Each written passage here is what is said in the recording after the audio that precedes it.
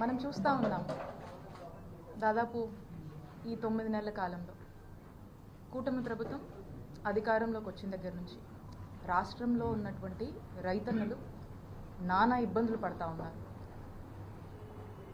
అప్పులు చేసుకోను ఏదో ఇబ్బందులు పడి వాళ్ళకున్న స్తోమతలో ఏదో ఒక పంట వేసుకున్నటువంటి రైతు పరిస్థితి ఈ రాష్ట్రంలో ఈ రోజున ఎలా ఉందంటే అది ఇక ఎటు కాలేక ఏమీ కాలేక ఈ ఇబ్బందులు పడలేక ఆత్మహత్యల వరకు కూడా దారి తీసేటువంటి పరిస్థితులు కూటమి ప్రభుత్వంలో ఏర్పడ్డటువంటి పరిస్థితులు ఈరోజు రాష్ట్రంలో నెలకొన్నాయని చెప్పి మనం చెప్పొచ్చు.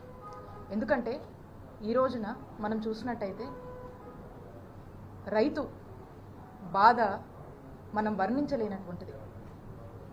ఈరోజు రైతుకు మనం చూస్తే జగనన్న ప్రభుత్వంలో రైతుకు మిర్చి పండిస్తే ఎంత వచ్చేదండి? 25,000 నుంచి 28,000 వరకు వచ్చేది. ఈ రోజున పరిస్థితి ఏంటి?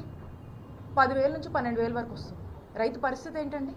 అప్పులు చేసుకొని నానా ఇబ్బందులు పడుతూ పంట వేసుకున్నటువంటి రైతు పరిస్థితి ఏంటి? గతంలో చూసుకున్నట్టయితే జగనన్న ప్రభుత్వంతో పోలిస్తే ఇప్పుడు సగానికన్నా తక్కువ రేటు ఈరోజు రైతుకు అందుతుంది. ఏ పంట వేసుకున్నా సరే నష్టం నష్టం నష్టం. ఈ రోజున ఇలాంటి పరిస్థితిని అడ్రస్ చేద్దాము, ఈ పరిస్థితిని ప్రభుత్వం దృష్టికి తీసుకువెళ్దామని చెప్పేసి ex chief minister Shri YS Jaganmohan Reddy గారు ఏషియాలోనే ద సెకండ్ లార్జెస్ట్ మార్కెట్ యార్డ్గా పేరొందినటువంటి మన గుంటూరు జిల్లా మార్కెట్ యార్డ్కి వచ్చి అక్కడున్నటువంటి వేల మంది రైతులు ఈ రోజున వాళ్ళ యొక్క గోడు వినిపించుకుందామని జగన్మోహన్ రెడ్డి గారిని కలుద్దామని చెప్పి అక్కడికి వచ్చినటువంటి రైతులు వారి యొక్క బాధ తెలియజేసుకుంటూ జగనన్న ప్రభుత్వం అప్పుడు మేము ఇంతో అంతో వలసపోయిన వాళ్ళం కూడా వెనక్కొచ్చి వ్యవసాయం చేసుకొని ఏదో ఒక పంట పండించుకొని మేము సంతోషంగా ఉన్నాం. ఈ 9 నెలల నుంచి వాళ్ళకు ఉన్నటువంటి దుస్థితిని వాళ్ళు జగన్మోహన్ రెడ్డి గారికి ఎక్స్ప్రెస్ చేస్తూ వాళ్లకు జరుగుతున్నటువంటి నష్టం గురించి వాళ్ళు చెప్పుకుంటూ ఉంటే మరి ఒకవైపున రైతన్నలు వాళ్ళ సమస్యలు చెప్పుకొని గతంలో జగనన్న ప్రభుత్వం ఉన్నప్పుడు రైతు భరోసా కేంద్రాలు పనిచేశాయి.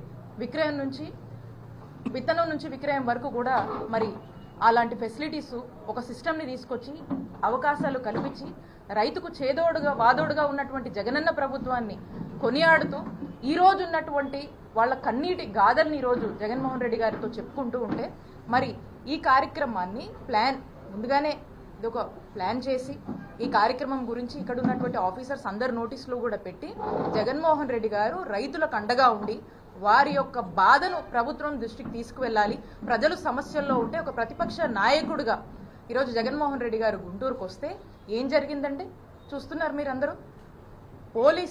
పోలీసుల బాధ్యత ఏంటండి?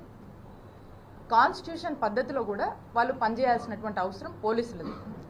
ఈరోజు కేవలం ఒక టీడీపీ పార్టీ కోసం పనిచేస్తున్నట్టుగా వాళ్ళ యొక్క వైఖరి ఈరోజు మనకు అర్థమైంది.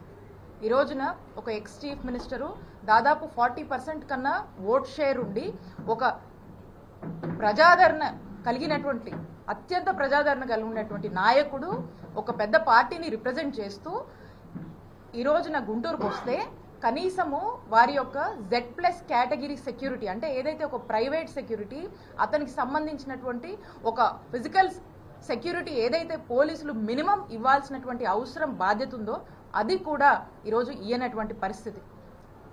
అలాగే అసలు పోలీస్ కానీ సెక్యూరిటీ కానీ ఎందుకండి?